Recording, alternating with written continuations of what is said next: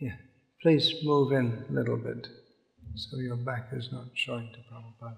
Okay, please, questions.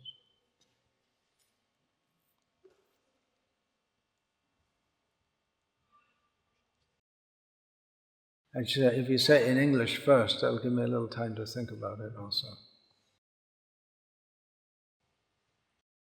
Please, could you please explain what place astrology, what does astrology, which role astrology play for devotees practicing Krishna consciousness? This is another chapter in my Vaishnav culture book.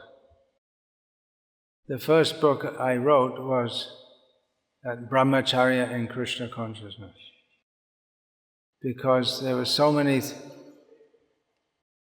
I'd been in India and Bangladesh for some time, and then I visited a Western country, and the Brahmacharya ashram had declined so much, I thought I'd better put something in writing. So nowadays, if anyone asks me questions about Brahmacharya life, I just read that book. I used to get asked regularly about my memories of Srila Prabhupada. Now I just tell you, see that book. So I won't get asked this question, I hope, when that book is published, which is probably not going to be very soon. Within Srila Prabhupada's teachings, we see apparently contradictory statements about astrology. In one letter, he writes, we don't have anything to do with astrology, it's for the karmis. In his books, he recommends it as an important part of Vedic culture.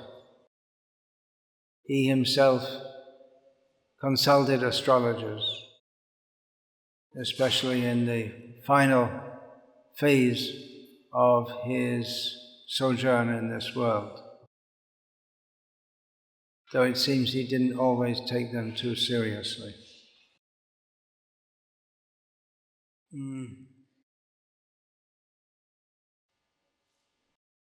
For those who are fully surrendered to Krishna,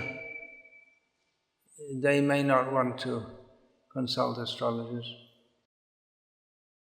We find that Bhaktisiddhanta Saraswati Thakur would consult the Panchang,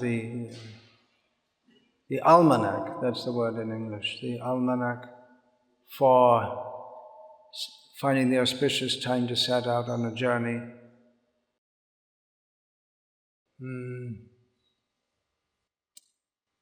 For initiation days and times. We find in the Vaishnav history, just like, for instance, if you see Bhakti Ratnakar, when people would set out on a journey, they would ascertain the auspicious time. We don't do that much nowadays. Maybe because we travel so much compared to in previous times.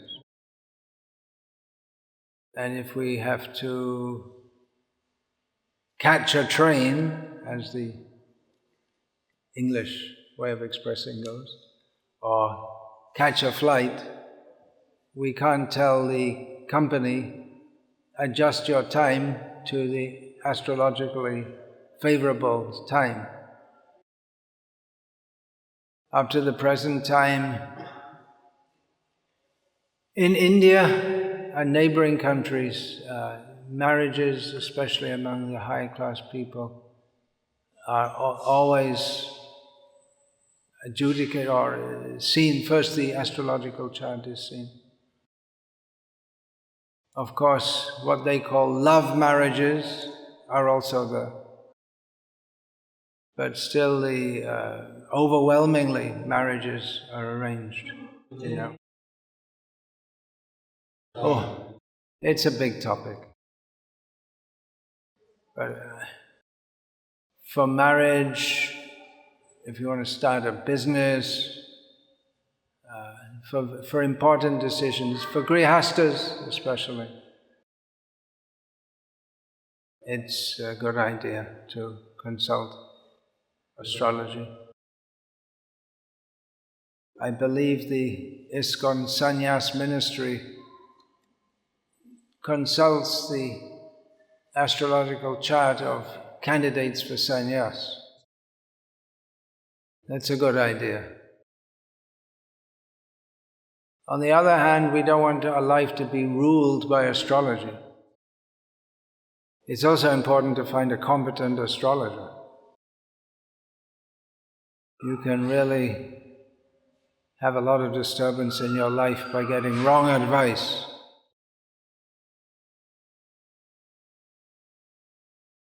One devotee I know, after being married for about 15 years,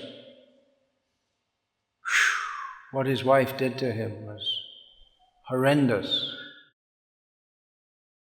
She made a police complaint of attempted murder on him. And even though the police knew it was false, they were obliged to put him in prison. A devotee a friend of mine, an astrologer, showed me an email he had sent to that devotee before he married that woman, warning him of the bad consequences of marrying this woman.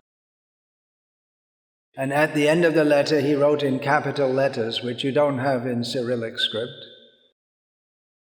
I think you don't have capital letters, huh? You do? Okay, all right. Shamyata. I learned something today. Do not marry her under any circumstances. But stronger than astrology is lust. Or love. It's love. He was in love with her.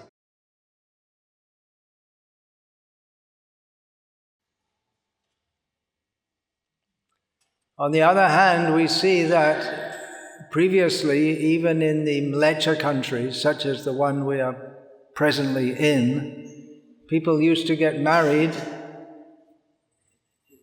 eat meat, drink, no spiritual aspirations. They'd go to church, everything.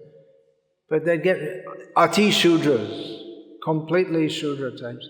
But they'd get married, most people they'd get married, and they'd stay married, the same person all their life. They didn't have books about how to adjust to your wife or your husband. They didn't have all kinds of psychological advice. There was no psychology. It was all invented recently. They just got married, had lots of children, stayed married all their life, with no thought of... There was no divorce, actually. So astrology is not all in all. For all the ignorance of the culture in this part of the world, at least the culture of marriage was so strong that it just wasn't a question. How many of you think every day about going on a spaceship to Venus? Anyone? So it's like this, it's just something, it's not within the orbit of our thought process. So in the same way, it wasn't that people weren't even thinking of divorce. It just wasn't there in their mind. If they didn't like their husband or wife, well, too bad. Anyway.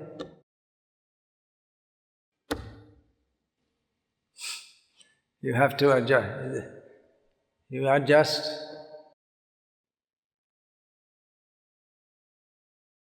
So it's a big topic. Astrology, psychology, culture, marriage.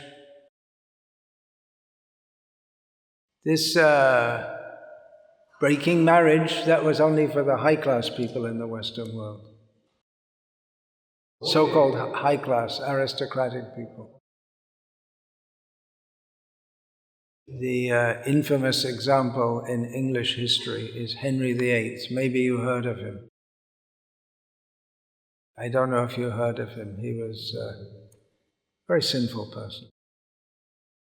He's the founder of the Church of England. He had 8 wives, but he only married one at a time. He's only married to one at a time. When he got fed up of one wife, he killed her and then went on to the next one. Because, you're only allowed to marry one wife, right? And it's, so.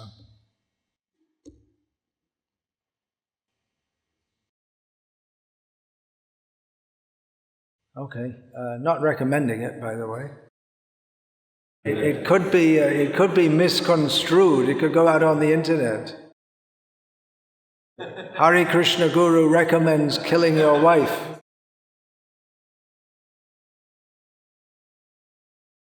Reviving ancient English culture.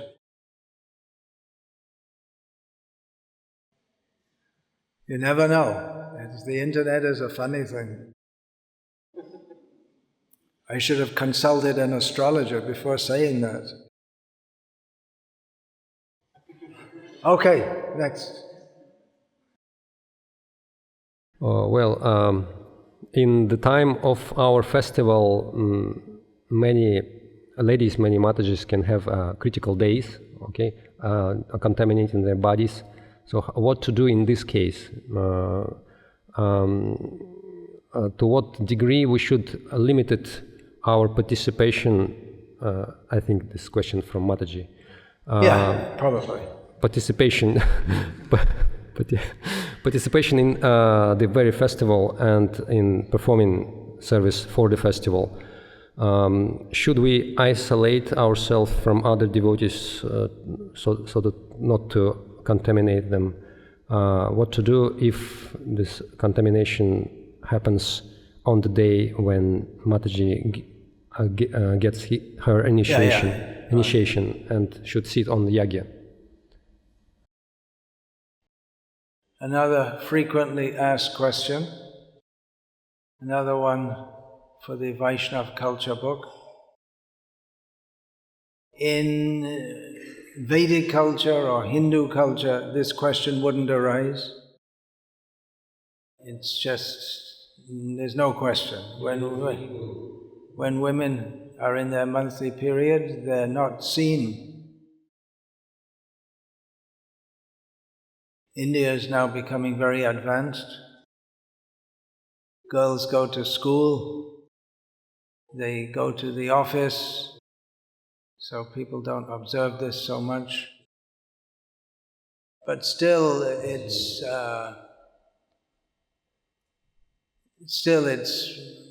practically universally observed that they don't go to temples during that time. Although that is changing.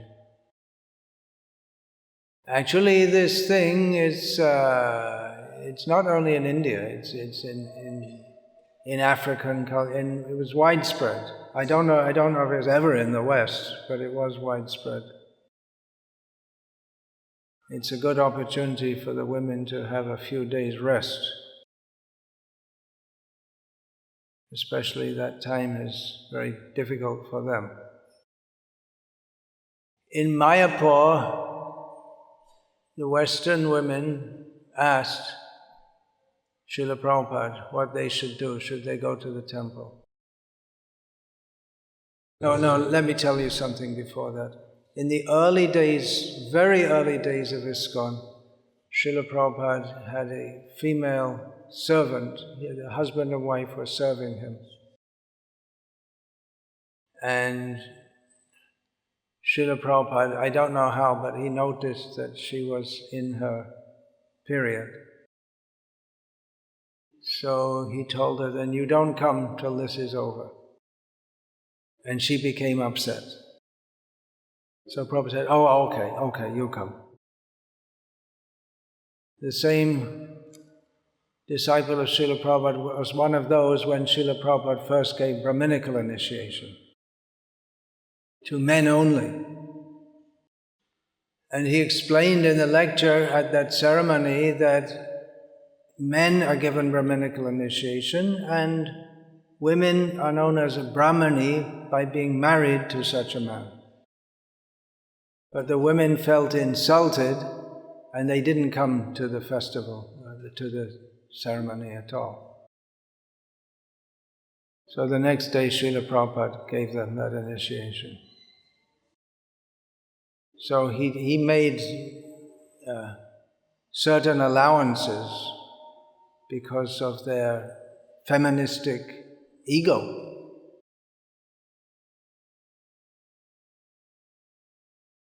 That's how I interpret it. Which is one reason that I'm not very popular with some members of this society. In Mayapur, when Western Matajis asked Srila Prabhupada whether or not they should go to the temple during their period, in the Western countries this question didn't even arise. They would just go. But the Bengali women in Mayapur were very unhappy that they were going to the temple in their period. So they are, and Prabhupada said, you can go wearing a silk sari. The Bengali women weren't very happy. They have some kind of, I don't know how, but somehow they understand when a woman is in her period. There was one case in India, a woman sat in the yajna for initiation and one elderly woman just pulled her out. But she ordered her. So it's a clash of cultures. The Vedic culture is the perfect culture for human society.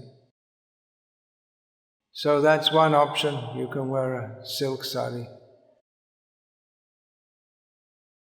Or you can just cloister yourself away. Yeah, sometimes in India we see it at the back, some women, they're sitting right at the back, just at the entrance, and we know they shouldn't be here at all. And then, don't cut sabjis, don't make flower garlands. Maybe we could have the programs broadcast so they can watch. Anyway, Srila Prabhupada wanted to introduce these Vedic culture, but especially matters pertaining to women's roles has become very contentious within Vaishnava society. So I'm not giving a clear-cut answer. It's up to you, up to your level of acceptance. If you think, well, I waited all year, I saved up money, I came such a long distance, and now I can't participate for some days. You might consider like that also. Commonly in India, if we ask, where is someone's wife, and they say, oh, she's sick, that means, usually it means she's in that period. So you could take it like that. If you're sick, you can't come. If you're struck by fever, you can't come. So it's something like that. Apparently there is scientific evidence that even physically women, by their breathing and their touching in that period, are contaminating. So I'm told. Okay, another question.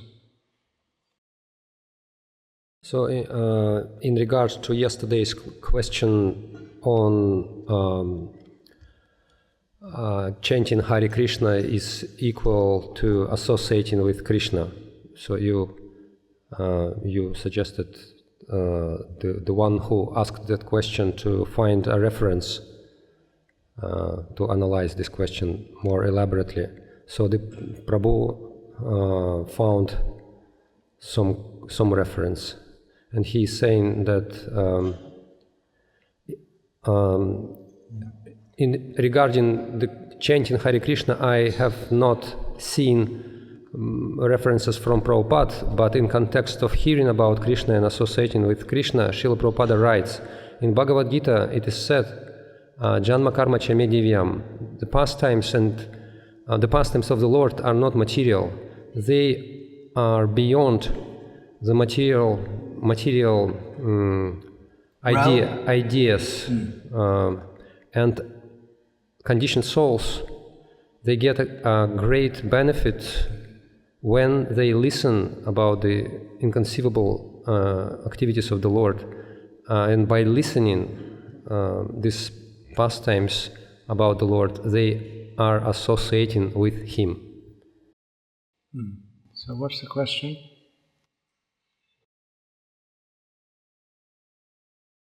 The question is?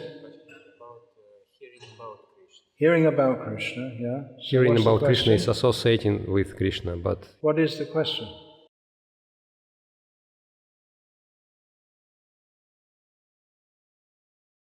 Yeah, the proposition was that chanting Hare Krishna is talking to Krishna. But what is the question? Oh, I see. It's just a clarification. Yeah, chanting Hare Krishna is talking to Krishna. Praying is one kind of talking,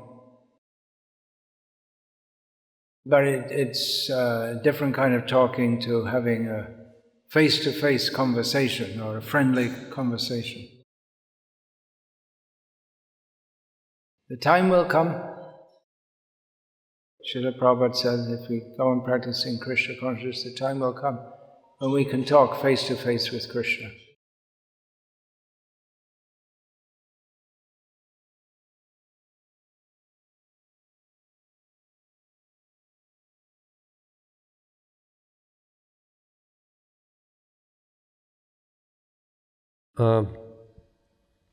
When you see during the kirtan that someone plays wrongly, you feel irritated or upset. Yeah, plays musical instruments.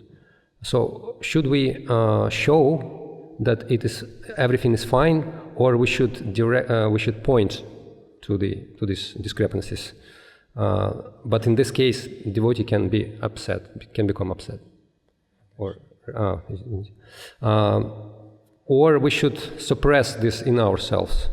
So, will this suppression not harm myself? It's common that devotees play the instruments out of time.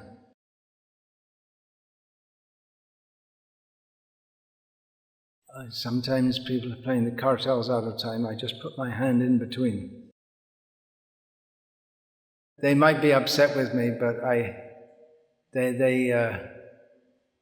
have that kind of position where they just have to take it. Then we get into another whole discussion of correcting seniors.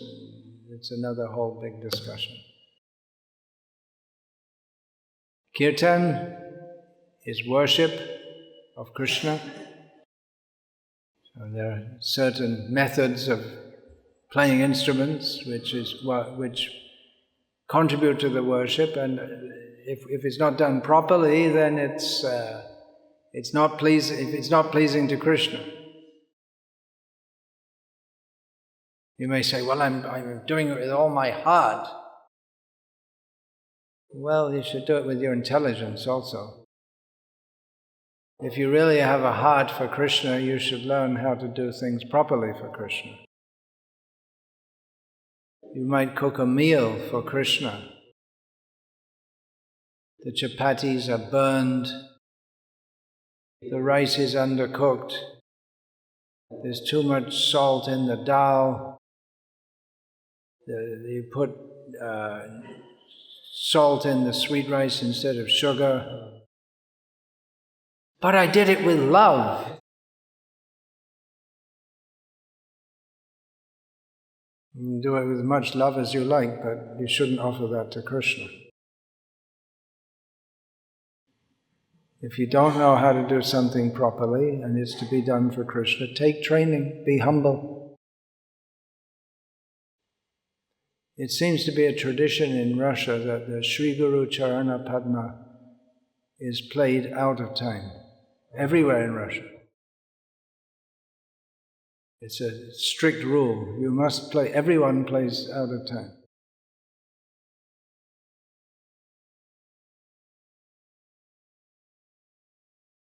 Does a sexual act with a duly married wife,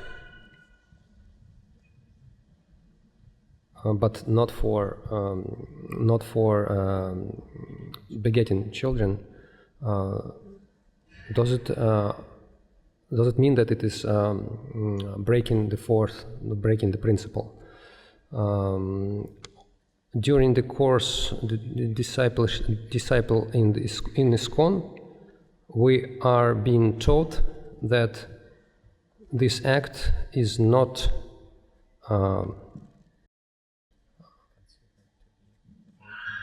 this is not a transgression.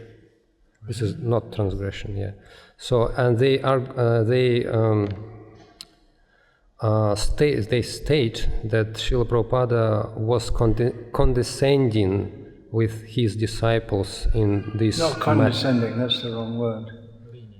Lenient, yes. In this matter. He was lenient in this matter. Well, it's very clear from Srila Prabhupada's teachings that any sexual act without the specific aim of procreation of children is sinful. So how can you teach in the ISKCON disciple course something which is opposite to Srila Prabhupada's instruction? Must have been written by someone who was doing that himself. If you say that Srila Prabhupada was lenient, that infers that it's wrong.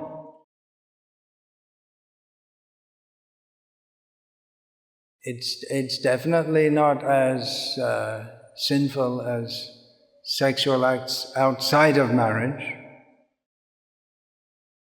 And Srila Prabhupada didn't cross-examine his disciples or ask about their marital activities. But to say that it's not sinful is sinful. And then what do? Then you read Prabhupada's books and find out that it's sinful. And they give a test, right? So if you write what Prabhupada says, you get marked wrong. This is called Yoga Nashta. Refer to Bhagavad Gita, chapter 4, text 3. Teachings we don't like, we change them. That's very serious. It's serious on two counts. One count, we're misleading devotees as to what should be done and what should not be done. On the other count, we're deliberately, knowingly going against what Prabhupada said. And the second point, we're deliberately, knowingly going against what Srila Prabhupada said. Is that only in the Russian disciple course, or is it in the English one also? Do you know? Not in English. And little vodka time to time is also okay. Because after all, we're Russian devotees. And if you feel in your heart, a man feels sexual attraction toward a man, then you shouldn't deny yourself. It's spiritual love. And if you want to have sex with animals, everything's okay, right? Once you start compromising, where's the end?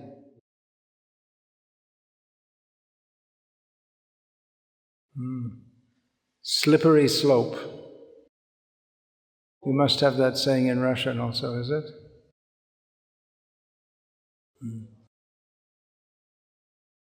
If you enter a slippery slope, sooner or later you're going to slide. And it's only down, very fast. And you can't get back up again.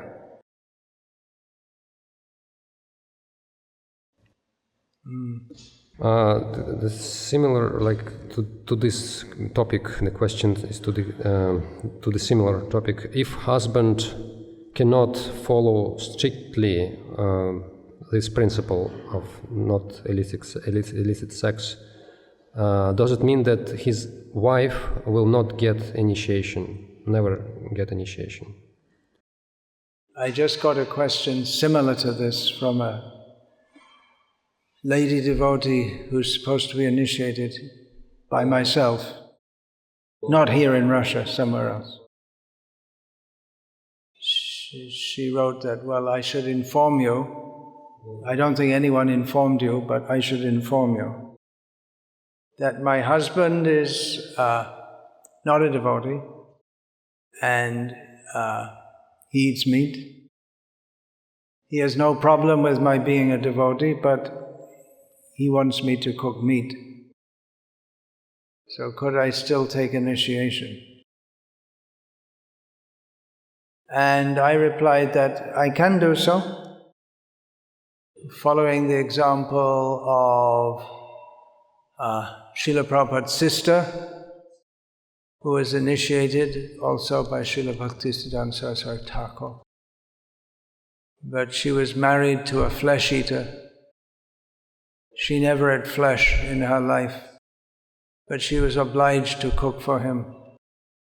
She was given Harinam initiation.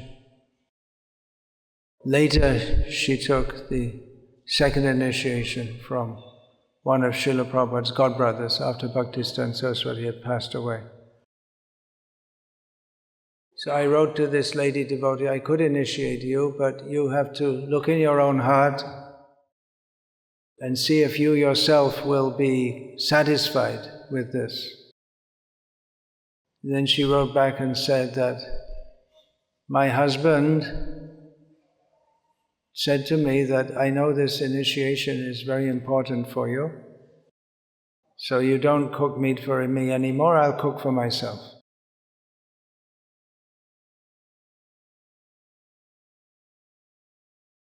With first initiation, sometimes we can be somewhat lenient.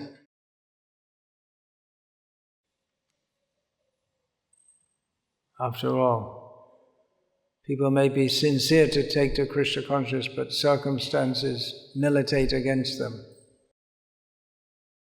It used to be common in Bengal that women would wait until they got older before they took initiation. There were many traditional Vaishnava families. Srila Prabhupada was born in a traditional Vaishnava family. Bhaktivinoda Thakur wasn't. Previously, if you go back in his forefathers, they were Vaishnavas, but at some point they became Shaktas, worshippers of Kali and Durga. So they were Vaishnavas, means they take initiation from a Vaishnava guru, family guru. But many women did not, they put off their initiation until they got older. Because normally they'd have so many children, they wouldn't have time for doing so many activities of sadhana. Of course, there's no guarantee you'll live to be older. But anyway, that was common.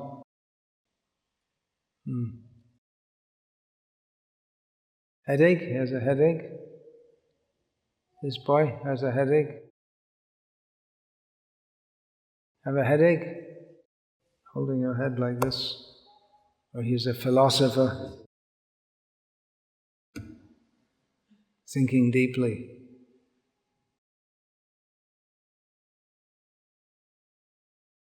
Wife follows the husband, but if we... there are many questions like this. I'm not an expert on all these things. I don't have experience in this life of the vicissitudes of family life. Means the ups, downs, ins, outs, and so on. The turbulence.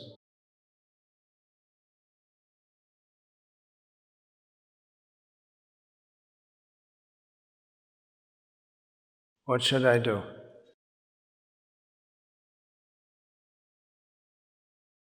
Mostly the questions come from women, it seems. We're trying to understand what it means, their role in Vaishnava society. Many times I've asked senior lady disciples of mine to give guidance to others who are more junior in Krishna consciousness. But often the women, they don't want to do because they find it very difficult, because the women, if they don't like the advice, then they fight with them. I can try and arrange for one or two senior female mentors for you. Or you can suggest among yourselves. Because if I suggest someone, then it's going to be not Russian speaking. So you consult among yourselves, and if you want someone to advise you on all these things through me, then you can inform Ramesh Prabhu and he'll inform me, and then I'll try to do the needful. Indian women, they can understand these things much more easily. Recently, a group of devotees came to see me, mostly women. So I said to them, why are women considered less intelligent? I knew some of the women there are very intelligent, actually, in terms of what would be considered intelligence. They weren't at all offended by the question. And they knew the answer because of women's tendency to sense gratification. And I explained that more. The word stri, woman, means she who expands. Vistara karoti iti stri. We find that in Bhagavatam. Ato griha kshetra sutabta vitaya.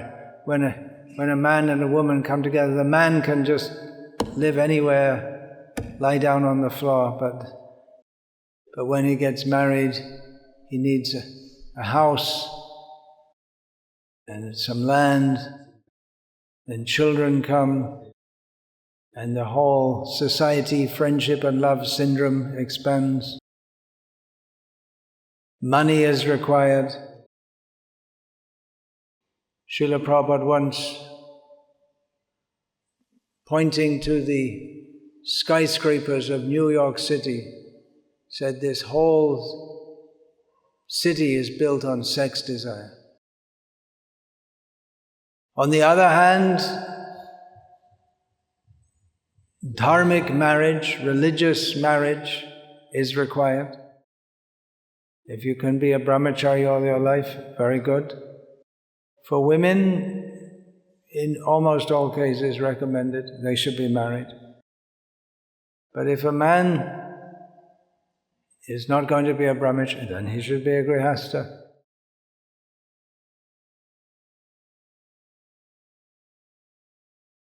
Srila Prabhupada said, there is no better way of preaching than distributing my books.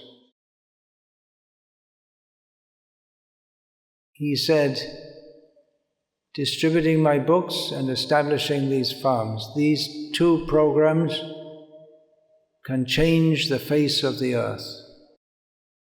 So establishing Vaishnava farm communities with ideal grihastha life, that's also huge preaching. And people see that you can live very simply and very happily with Krishna in the center. So can a wife get initiation before her husband if she's ready, but he is not? Generally, I prefer, this quite often happens that the woman is ready before the man. But usually I say, if the man's on the path, but he's coming up slowly behind, I usually say, wait for both to come together. It's not forbidden that the wife take ahead of the husband, but at least myself, I usually say, okay, let the man come up and you take together. So it becomes a good impetus for the man to come up. That's it? No more questions? No, there's still more coming.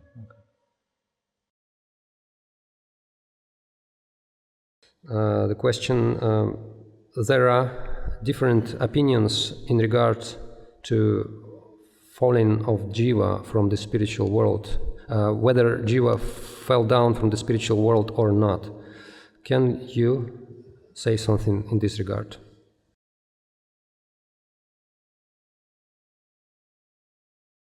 I can, but I'm not much inclined to. Because Srila Prabhupada, he said that, what's the use of discussing? When you're drowning in the ocean, your first concern is to get out of it. Later you can do an analysis of how I fell there. So I'm not much inclined. It's paradoxical. If you say we fell from the spiritual world, how in that pure place where everything is all blissful, how would we ever leave? But if we don't have minute independence, then how can we love? In Chaitanya Charitamrita it's stated, Krishna bhuli se jivanadi barhimukh. Forgetting Krishna, the jiva is inimical to Krishna without beginning. So the paradox comes right there, because forgetting is an activity which takes place in a certain time. And if we say time immemorial, then, well, actually immemorial means it's out of our memory, but there's no beginning to our incarceration in material existence. So it's seemingly contradictory. Srila Prabhupada said that in this context, anadi, without beginning, means it's such a long time that it's beyond memory, immemorial. There's a kind of discussion that will go on forever. There'll always be pro-fall vadis and anti-fall vadis.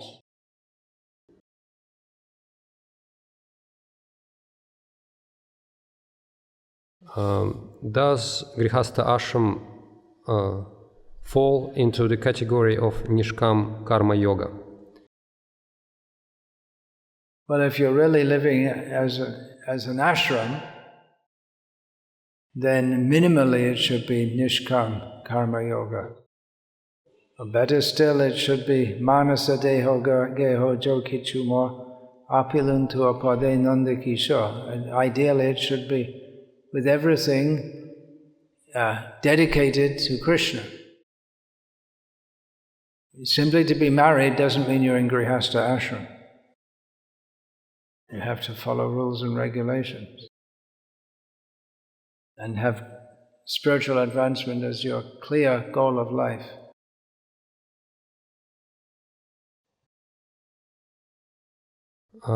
Is the fanaticism the manifestation of sincerity? How should we properly treat such devotees so that not to commit Vaishnava aparad? Well, fanaticism, Srila Prabhupada defines not as a sign of sincerity, but as a lack of philosophical understanding. It's based on a lack of philosophical understanding, without proper knowledge. So if someone's sincere, they should shishashte ham shadimang tvam prapannam. They should submit for instruction to learn about devotional service.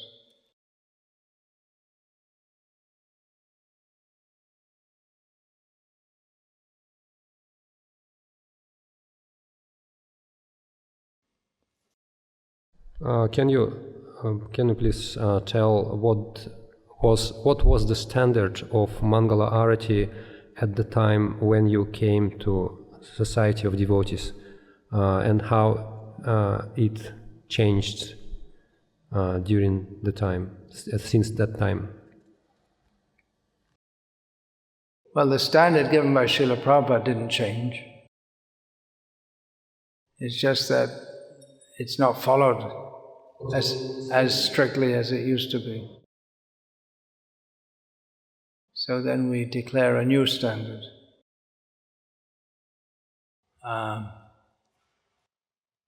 Standard was that 4:30 in the morning and everyone goes.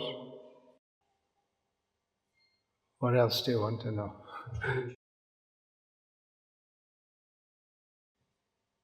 I was shocked in the 1980s when I visited a Western country after not being outside of India and Bangladesh for some years.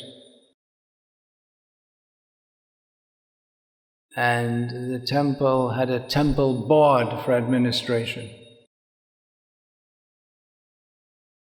And one of the rules for being a member of the temple board, I can't remember exactly, but as far as I remember, was that you should attend Mangalarati at least 3 days a week.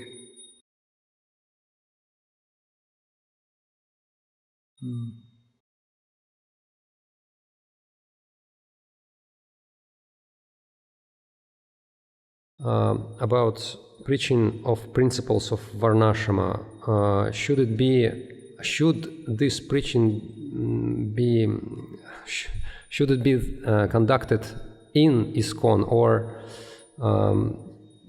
outside, or we should preach outside to the people outside ISKCON, and what preaching Srila Prabhupada wanted from us in this regard? Srila Prabhupada preached about Varnashram both within ISKCON and beyond ISKCON.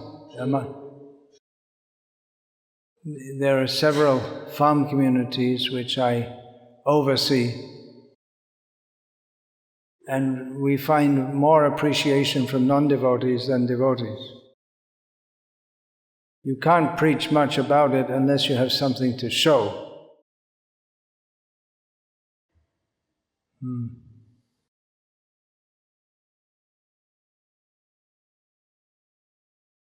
Yeah, so Srila Prabhupada would regularly preach to people intellectual people he met about how society should be divided into 4 classes.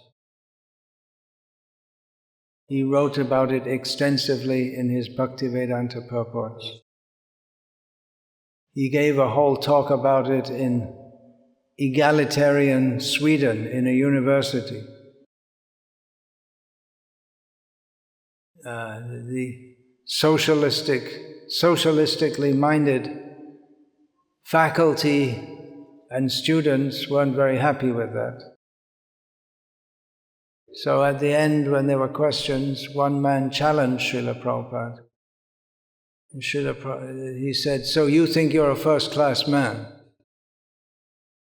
Srila Prabhupada immediately replied, "No, I am 5th class. I am the lowest because I am the servant of all." And he really meant it.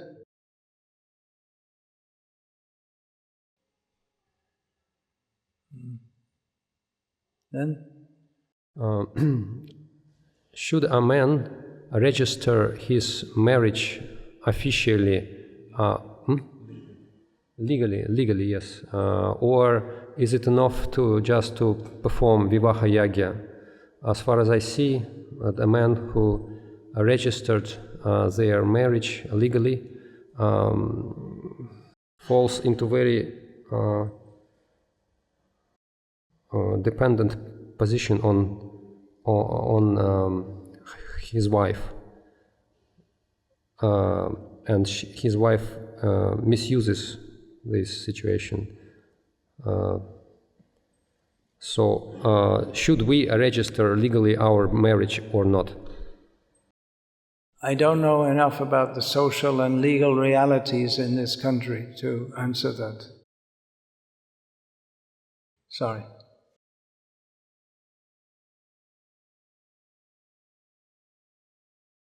How should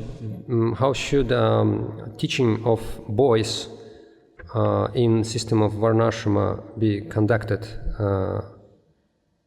How should we combine spiritual and civic or spiritual and Varna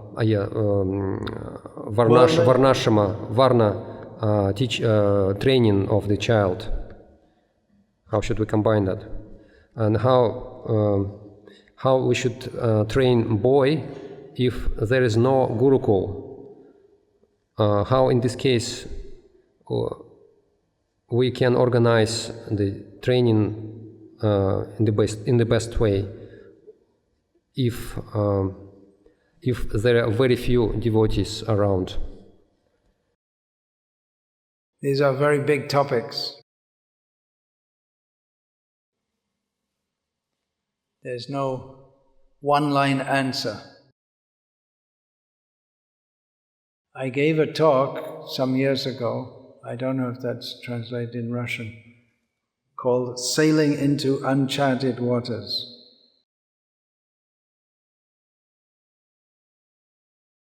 It is in Russian? Okay. The gist of it is that we're trying to develop Varnashram communities, but we don't have a very clear idea of, we have a general idea of what we want to do, but there's so many details which it's experimental to a large extent. I really want to see this established.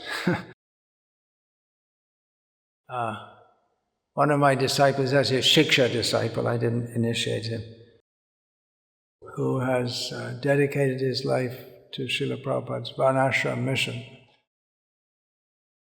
He has much experience in establishing and overseeing our farm communities in India. He came to Russia a few years ago. He got a visa, but for some unknown reason they refused him entry. I guess we could try for him to come again, but his name is in the computer, the persona non grata. He could help you a lot, but what to do? He goes to Czech Republic, where we have a farm. Czechia, yeah. There's another disciple of mine from India who regularly travels to the West, who's also in this line. He could maybe come here also. That's a possibility. You can write and remind me about that. I can ask him. The only thing is, if he gets a visa for Russia, that might make it more difficult for him to go to America. I'm not sure if it will be like that, but it might be. I'm not finding that. I came I stopped in Turkey, but I came from America. And then I'll go back, and they have in their computer where I've been, and they don't seem to be concerned that I'm going to Russia.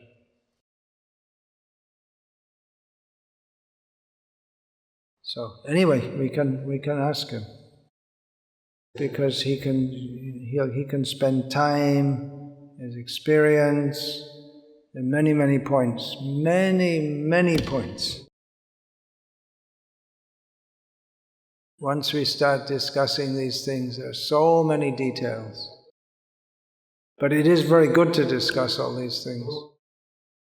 One reason that some of our farm projects, the ones that I'm overseeing, are going well, some of them, not all of them, is because we have had so much discussion of what to do.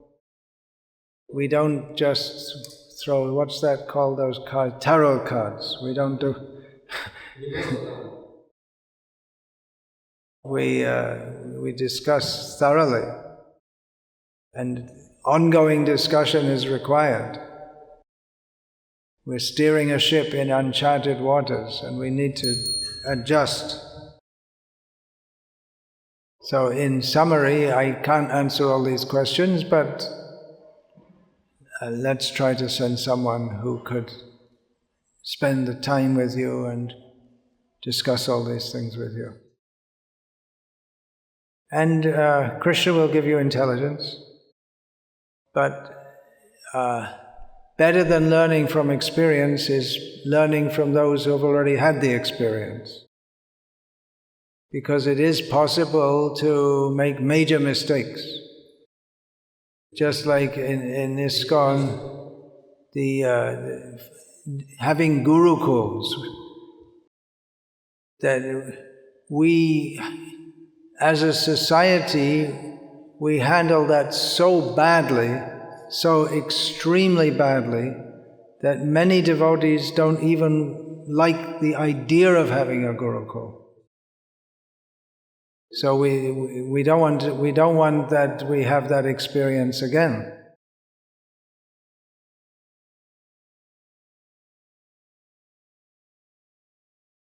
Hare Krishna.